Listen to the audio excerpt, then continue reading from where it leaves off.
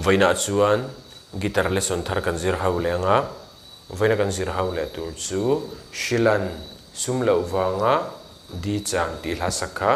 guitar perdan kan zir hawanga helai standard sadu tan chuan b in langa asanga i aniama f sharp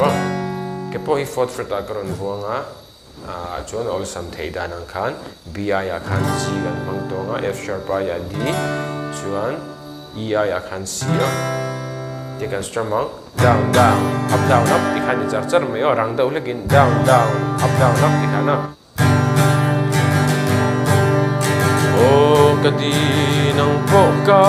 shil ngalang che di kan strum me down up abu jang atop thlengin akwa lang alamiling karam play lenga uluk dem lo ngai thale don ya